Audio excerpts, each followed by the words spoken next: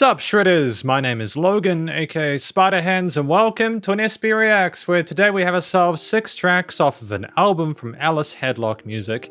This album being titled Warm Up to the Serene Chill. And if we switch over to here, we have ourselves the Bandcamp page here with all 10 tracks. Again, we're listening through the first 6 from Touch the Sky all the way through to Set for Serenity, and we're going to listen through each of these from start till finish, and we're going to hear what we think. But just full disclosure, in case I hadn't mentioned it initially, I have reviewed, listened through Ellis Hadlock's music before. I'm keen to hear more, so let's go with Touch the Sky. Track 1.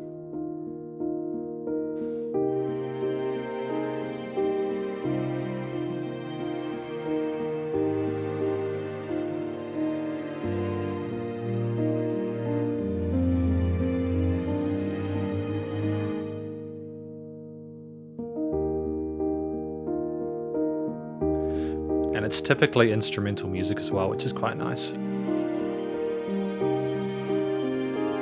Very pretty with the strings and the keys. Interesting chord change here.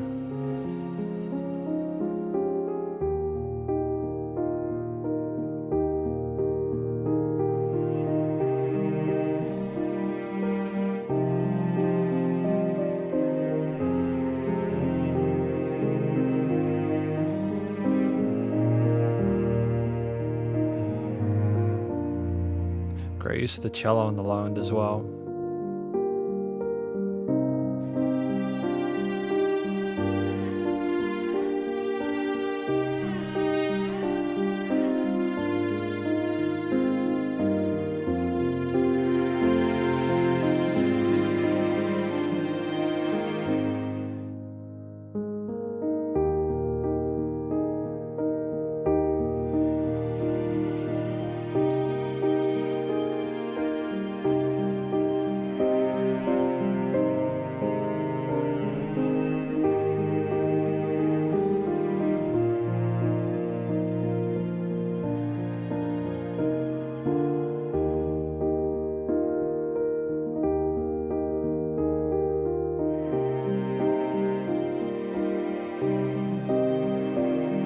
Easy to get lost in it.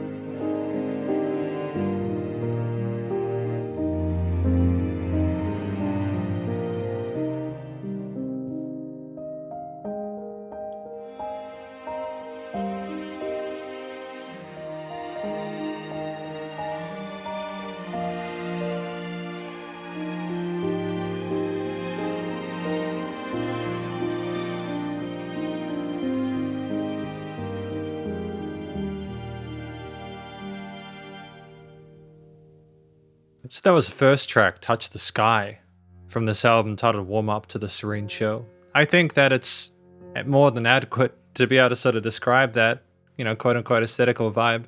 It is an immensely relaxing track to listen to. With an absence of vocals or lyrics here, I think what I want to focus on are mainly the instrumental components here.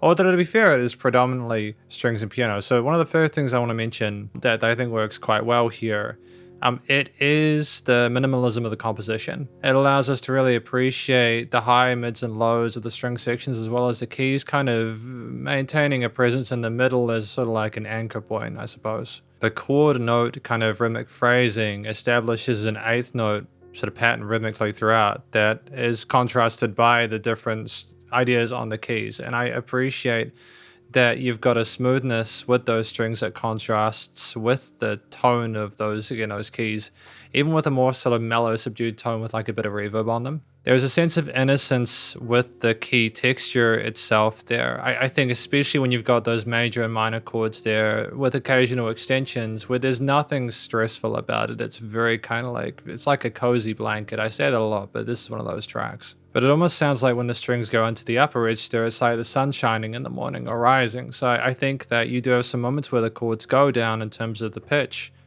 just to maybe sort of signal a sense of progression without the words needing to sort of associate. But then again, you have things rise up near the end and fill out the frequency spectrum. So I think it is simultaneously the effect how effective the layering is between the different sort of like cellos and sort of like I string parts, as well as the keys providing sort of a meter for it to sort of be relied upon with the triad sort of like transitions and patterns and the varying chord progressions as well. We have different chord progressions throughout the track, and I like that we have that diversity. When we have an absence of vocals, it's really important to sort of switch things up and keep them kind of like refreshing in a way that makes sense with the music. I think finally it is the panning of those elements there that I appreciate. Things are not consistent in the stereo field, they're not asymmetrical.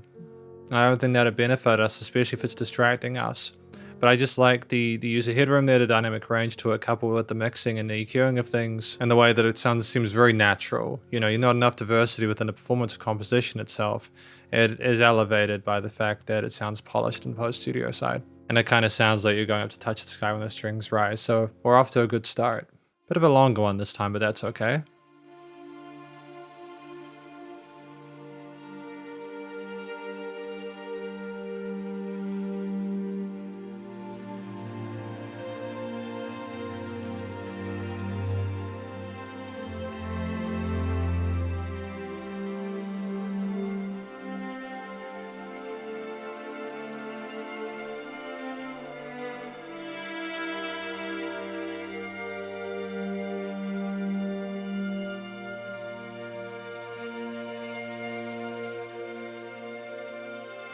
There is an interesting bit of sizzle to the strings.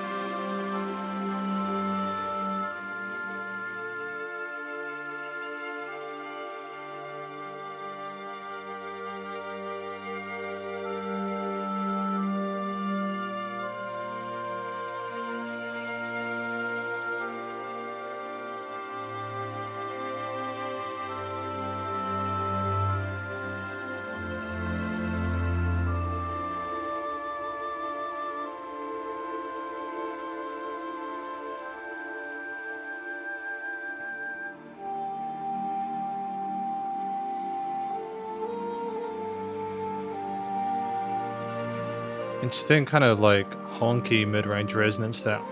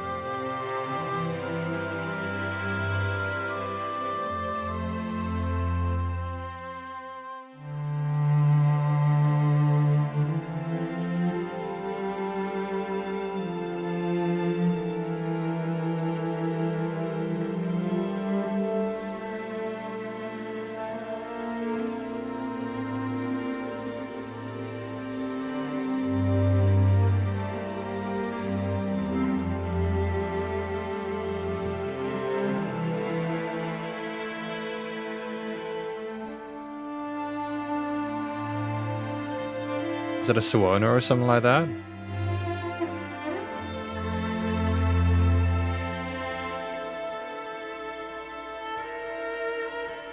Very exotic nature to it.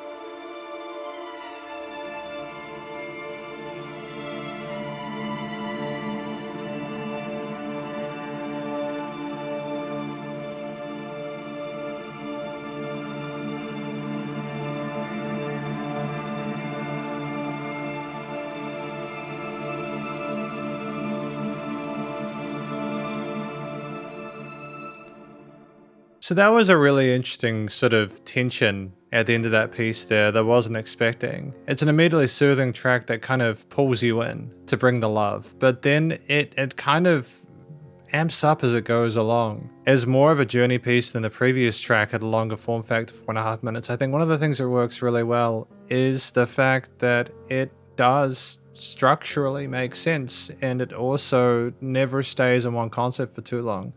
I think all the different elements you have presenting themselves with the various sort of flute and woodwind taste in the Suona solo as well as the strings, and the way they are asymmetrical this time, and that's both in terms of the actual like layering and different way things to enter and play their notes and add to the ether, but also in terms of a studio post-production panning and sort of like resonance idea there. We have these different instruments, maybe different voices speaking of the love they're going to bring, or that we want people to bring, and then it all kind of ramps up near the end. It's just a fantastic use of that 4.5 minutes. There was no point where I was listening to it and I thought, oh no, this is lacking, this is uninteresting. There's always something to kind of latch on to, or you simply allow yourself to get lulled away by it in a way that's very pleasant. And I feel like Warm Up to the Serene Chill is just an incredibly effective way of doing that, because it does really just kind of want to make you sit there and just sort of like not think too hard about anything at all, despite the fact that I'm meant to be reviewing this. I think something that works incredibly well alongside the structure and just the diversity within the composition, and in a less structured way than the previous one in terms of the predictability of certain components. Like you had more kind of like resonances on the sides of the stereo field of certain lower elements or higher parts, or the flutes played sort of like melodies where there are more, again, sort of like voices as a coordinate. It's simply the fact that those individual voices, despite like we managed to find the right textures and tones for those to stand out within the mix in a way that never sort of like battled each other for attention. It was almost like the opposite. They were inviting you to go there, but in a way where you were more than happy to follow along, and things took their turns. And part of that was, again, the width of the panning, but also there weren't competing melodies or harmonies there. There were some notes that were held as kind of like root or foundational kind of bass lines or something like that, but they were non-combative when things became a little bit more sort of like complicated melodically. And I love the use of extensions with the harmonies there with the strings, as well as other instruments adding to that through their kind of like interdependent notes to build wider harmonies. And I think that the beauty of the intensity of certain notes there with the way they bring out the full flavor and color of the instruments in certain parts, whilst at other times being a bit more sort of like subdued and low, allowed for a more natural kind of like pulse or resonance through the track as well, without needing to sort of do it via post. I love the fact that it changes in the loudness, perceived loudness, not just in terms of like the amount of layers that we have, but in some parts, focusing on more of a higher end or lower end orient just allows it to sort of like seem different, but never in a way where it's distracting or disconnected from what's been done musically before it.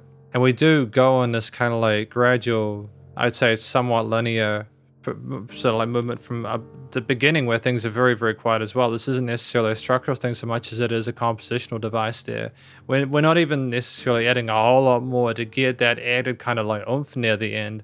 It's more that everything is kind of aware that it needs to build as we go through it, and those feelings of love are increasing until we get that payoff. I will say I'm not necessarily totally convinced with some of like the honkiness of one of the particular lead tones in it. It just sounded like a little bit kind of off my tastes there, but I feel like, again, it's one of those sort of like decisions where we're in diatonic for most of it, like not outside it, but it's more like if we had safe choices with their lead parts, I think it may have been less interesting and just a little bit too relaxing. So it's almost like adding a bit of tension or grit with the sounds of things allows it to stand out further. And then we sort of like, I think, again, post-production side, as I mentioned several times, I think ultimately it is, again, it's the way things go from the center to the side, this side of that side, in contrast to the previous track. We're showing that we understand the fundamentals of like recording, mixing, and mastering, but that we also know how to keep an album connected whilst approaching different ways of setting things up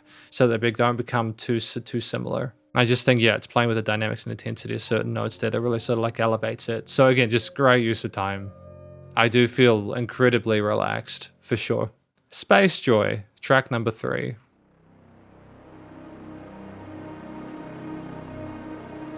Oh, this is incredibly intense and alone, isn't it?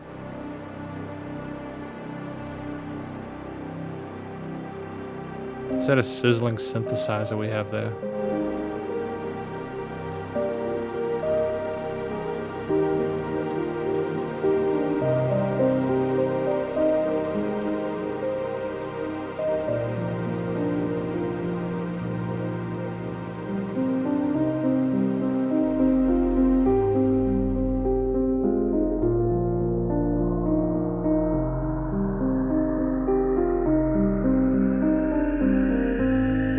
Have we had many risers in Ellis's music?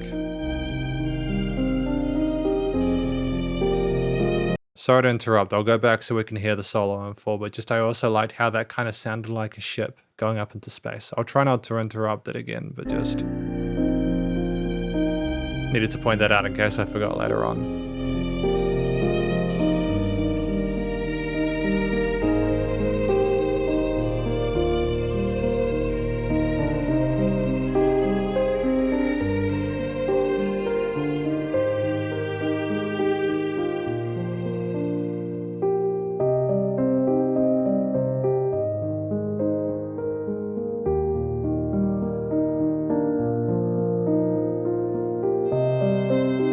Kind of gone away from the intro idea with the synthesizers, haven't we?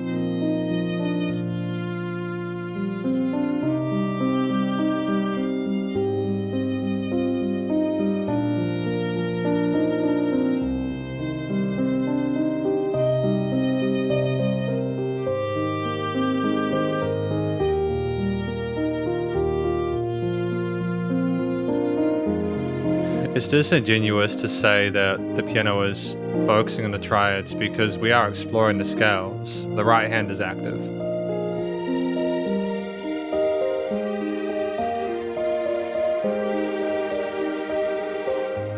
I do think that Ellis Hadlock would do well writing music for video games if they're not already. I might have spoken about that in previous reviews, but for sure.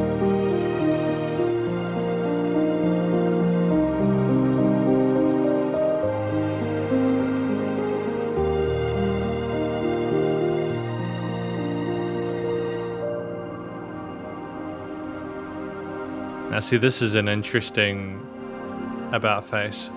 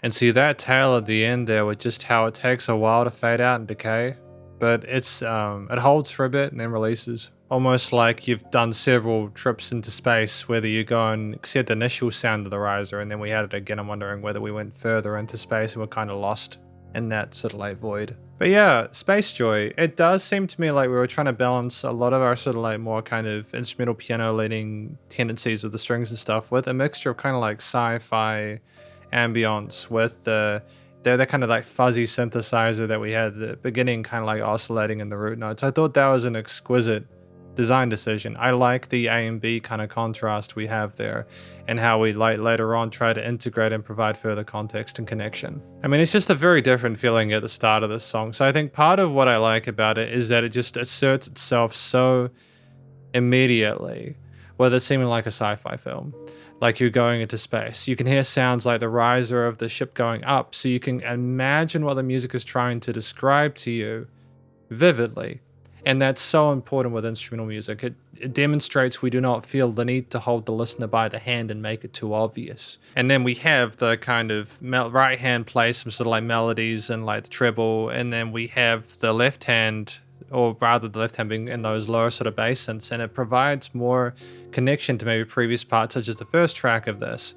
So I was trying to say, hey, look, even though things are scary a little bit right now, it's still the same sort of peaceful vibe that we had before. I think the biggest kind of like game changer for me though is that we managed to go back into that sort of like spacey zone so effortlessly. We maybe had the music from during the trip after we'd ascended or gone through like hyperdrive, and we managed to sort of like get to a point where we're in maybe stasis or comfortable for our next big sort of hop across the galaxy. And it allowed us to again appreciate the tones of the strings and the keys we've had earlier, with them being more sort of like dominant in the mix. And it's far, again, it's just further world building. So I think part of what makes this track work so well is the world building it does with the decisions with the instrumental layers, what they're doing in terms of the hope that's ascribed, or maybe a bit of romanticism from the strings there to sort of like articulate more of a kind of a human kind of like joyous feeling about the journey we're on in space. But then we also have these pads that come in a bit later on. They offer a more sort of synthetic kind of reverb soaked feel to it that really does kind of make us feel like we're going through space. We're surrounded by the stars there.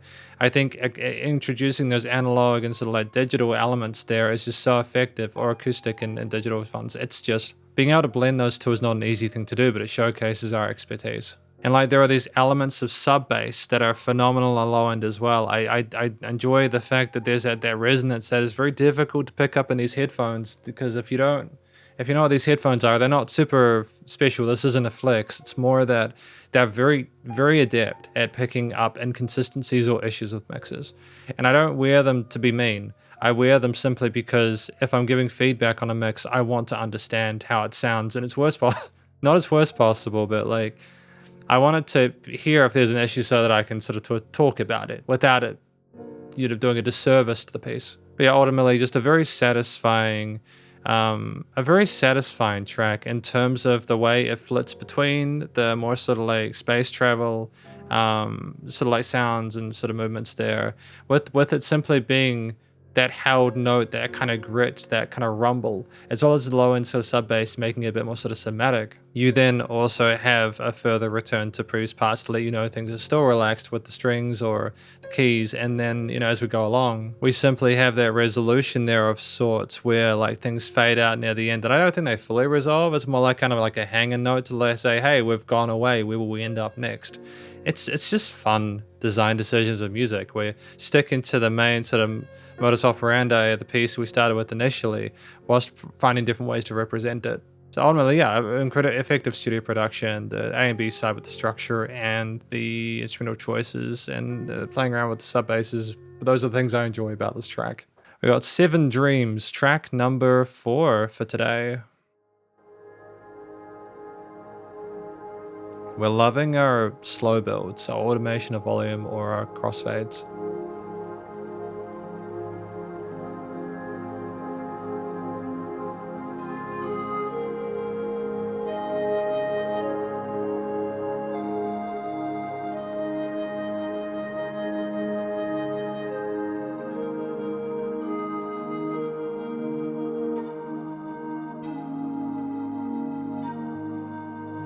Intriguing use of pan flute here.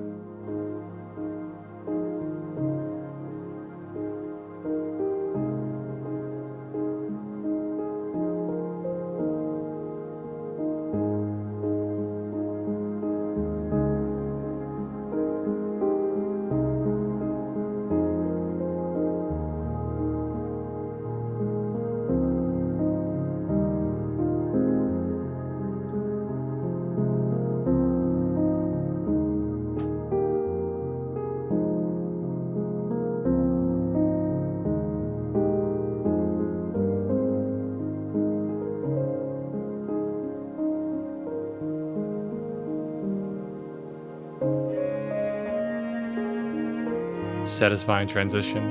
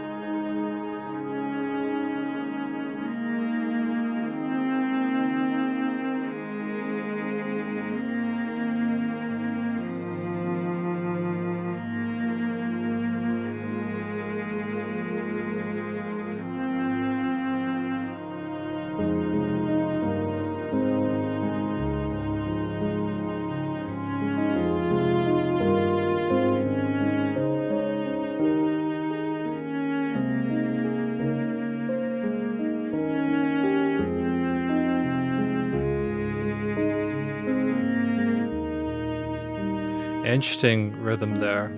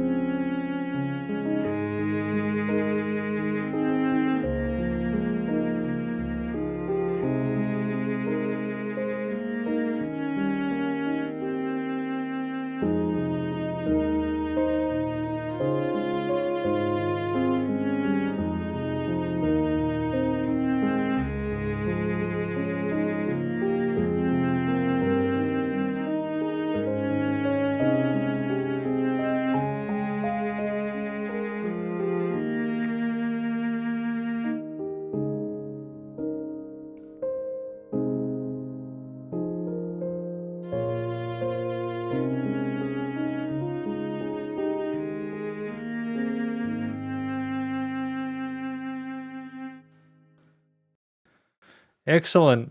Seven Dreams. So I think one thing that is done well with Seven Dreams, I suppose just getting into the feedback immediately, is that it has this kind of ethereal, kind of misty tone that is encouraged with the pads at the start and the pan flutes. And it almost seems like you're coming out of a dream sequence, like Going Into Space Joy was that. And I'm kind of impressed by it because what's happening there is it's signaling a sense of continuity through the album. And if that is the decision there, if this is meant to be listened through in full like that, I'm very impressed. It kind of sobers itself out a little bit as we go through it. You know, I suppose the way it starts would be like one thing, and the continuity of being an album would be one of the things I appreciate. It's also just how confident we are in the lead line there, intermingling with the major and minor triads that we have there, playing notes and rhythms that aren't too aggressive and are very smooth, with the absence of the drum kit feeling the need to overcompensate across the kit, across the main four rhythms. The use of the kind of like the really kind of pretty pads that we have there, kind of glistening in the afterglow there as we continue to move through it, as the sort of strings become more sort of like dominant as a lead layer is just fantastic. But just the pan flute being more of a kind of an exotic taste that we haven't had before, I think it's good that we're including different instruments as we go through the piece, just to kind of think things a bit more sort of like exciting and interesting, but we're also finding instruments that are quite appropriate stylistically in terms of like their sort of sound to the piece we're doing. We're not trying to put the distorted guitar or like double kicks in or something like that. We're using instruments that I think I've heard before in Ellis Hadlock's music, but we're hearing more of it here, so it's great to keep that in mind. But I think that the magic of the keys as well, how they sort of like interconnect into the overall arrangement, how they add to what is going on with the string section. Even though they're practically playing a sub lead with the keys on the right playing little melodies, they're never overcomplicated. And so it doesn't take away focus from what's happening on the right hand of the keys. So ultimately, it's just a track where I think the start of it is really sort of effective in its approach and in sort of initiation. You then also have a piece which trades over a very sort of like dreamy pad and pan flute sequence that suits from the past one into a song where it kind of seems like you maybe into the dream sequence through that, and this is your kind of reality now. But as we go through the piece, it does the opposite of what's kind of very common, and it goes down. It's almost like we've come down from space. I'm trying to sort of like come up with ways to explain what I'm hearing, because I feel like that is a very important thing to do when you listen to an instrumental album or provide feedback, is to kind of give you something, some grounding, some footing. But I think also part of what makes Ellis Hadlock's music so great is that you don't even have to think too much about it. It's simply you can trust that you're in safe hands. And I think that's the final thing I'll note, just compositionally. It's really fantastic to have a musician where you can go in, appreciate the first three tracks, sound really beautiful, and know warming up that the rest of it is. I think there's a genuine niche in the music industry for music like this that's done well in a way that isn't tacky or disingenuous, and I'm really thankful I've had the opportunity. Full disclosure, no bias whatsoever. I mean this from the bottom of my heart. It's almost, I can't think of a time I've listened to an Ellis Hadlock song and been like, I haven't enjoyed this. It's always pleasant. It's just the kind of verticality of how exciting it is, and in this kind of music, it's exciting because of how much I know I'm just going to be in a state of peace listening to it. So we have track number 5 now, Growing in Faith.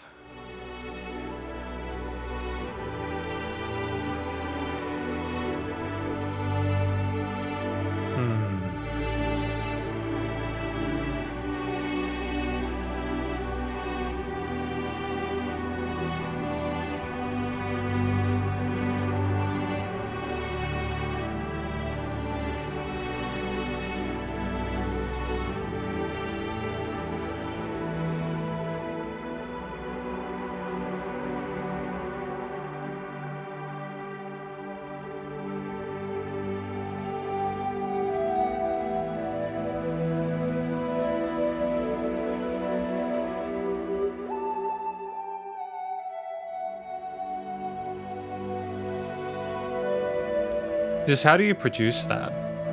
How do you produce that? Just that sound.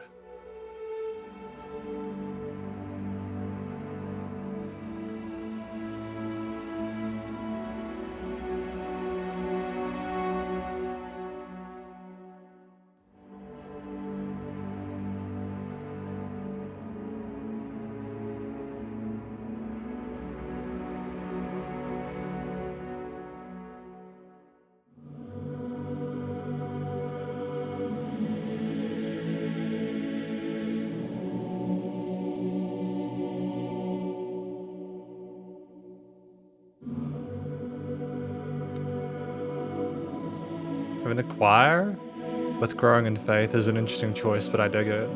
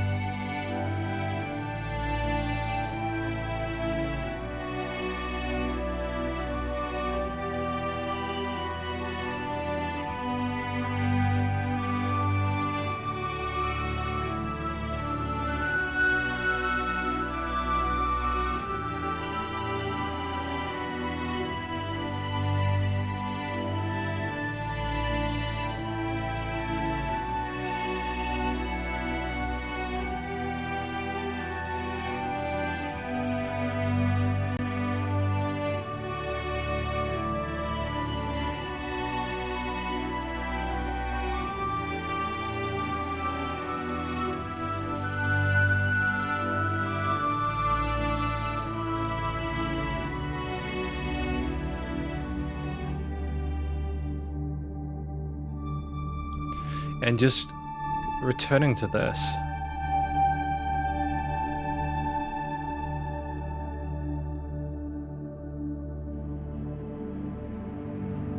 Just a really intriguing design choice.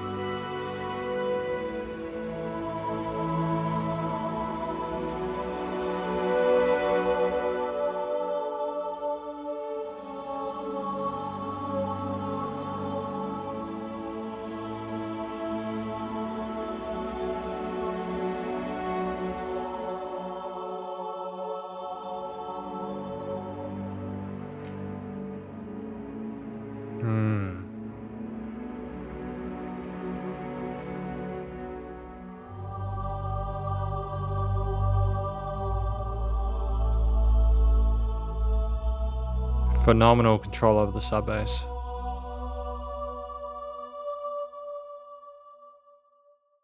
Growing in Faith, track number 5. So this was a kind of a unique one thus far because we had choir vocals within it. I think Growing in Faith, you can imagine a choir kind of singing in unison, sing together, and they weren't saying words, it was more sort of like chords and note based. But just, it made sense here. It's great that we were able to use the sort of like a sense of humanity within the performance, within the melodies, etc., to really sort of like illustrate finding sort of like serene chill within faith as well. Almost like finding inner peace, I suppose, to a certain extent. There is a real sweetness to the way that it was presented. It wasn't overcomplicated, overproduced. It was used to reinforce a lot of what the other instruments within the mix were doing. And I feel like that was a sensible decision because it paints a closer connection to what the subject matter is about.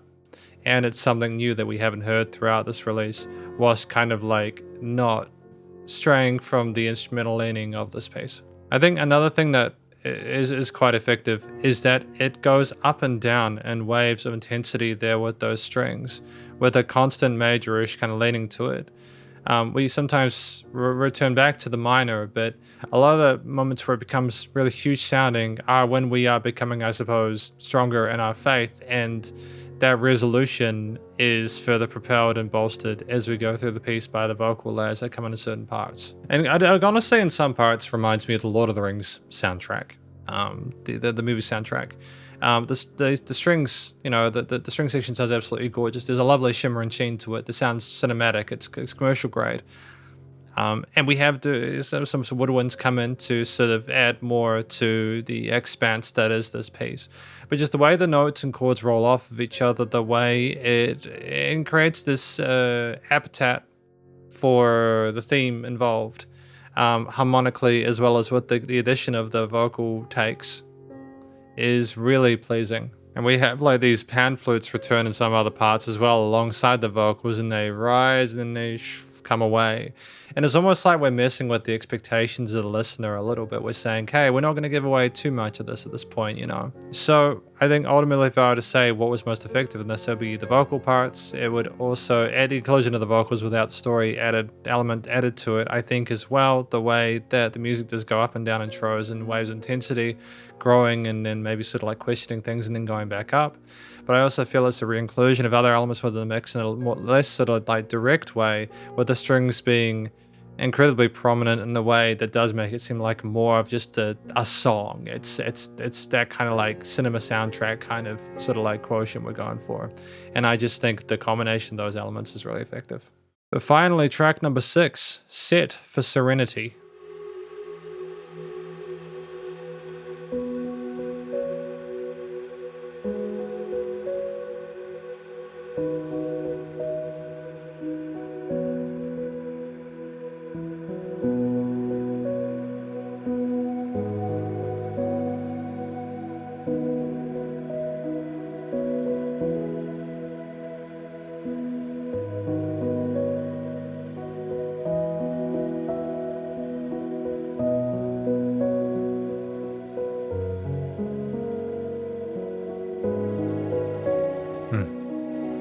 Fourth time through, further development.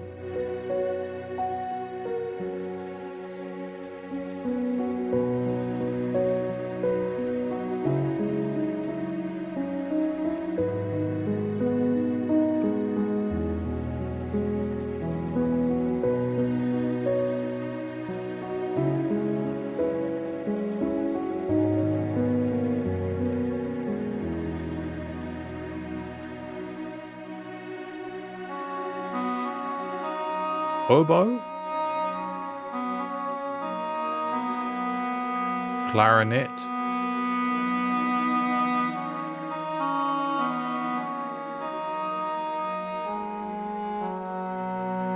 very throaty sound.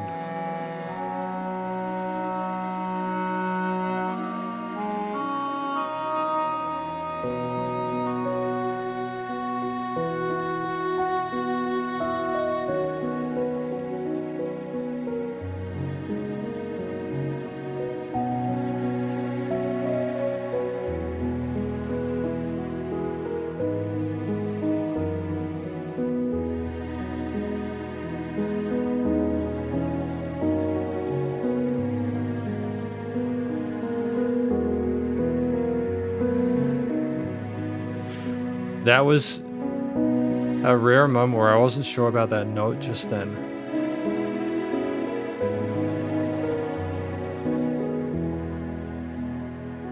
There was a note in there.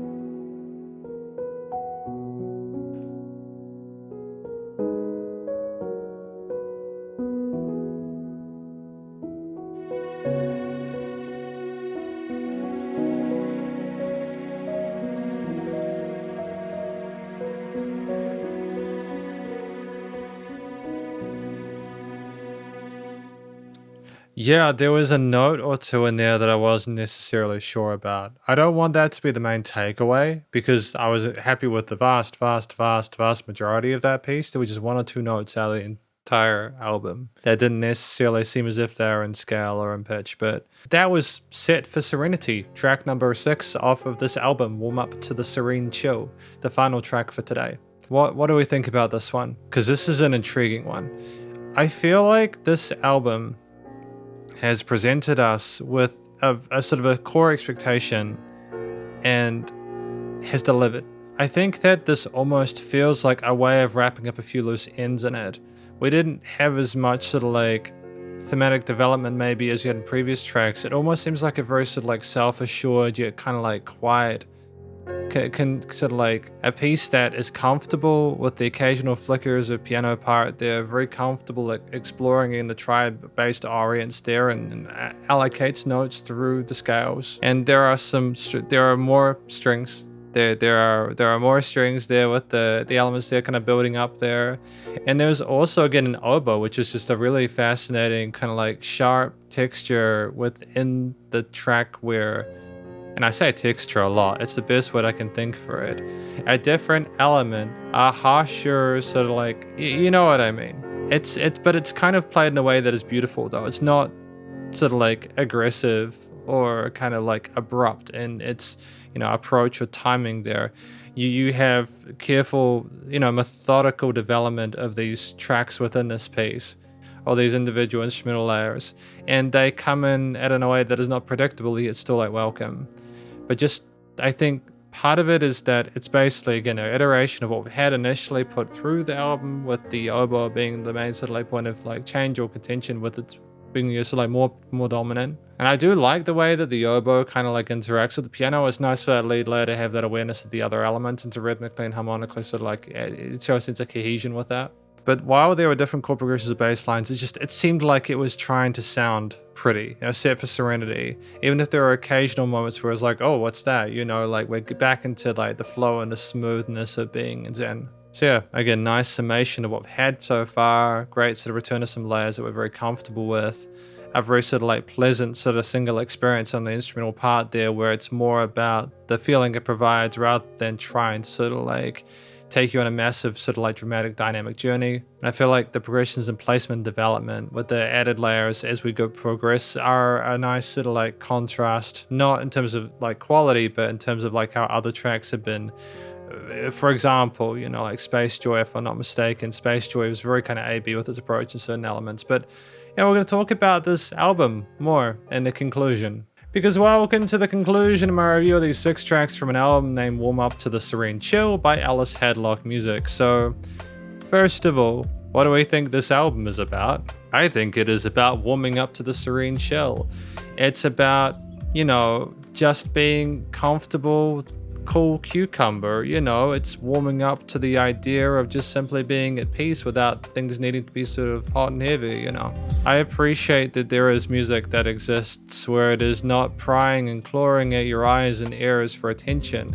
It is simply providing an established sort of like facilitates you feeling that relaxation in a way that is not disingenuous, generic, or unnecessary. Or it's a beautiful album, and the 6 tracks that we listened to today, thankfully, partly due to a lack of lyrics or vocals to provide a story for it, but also partly due to the fact that, again, variety with an album is good. They all had different identities.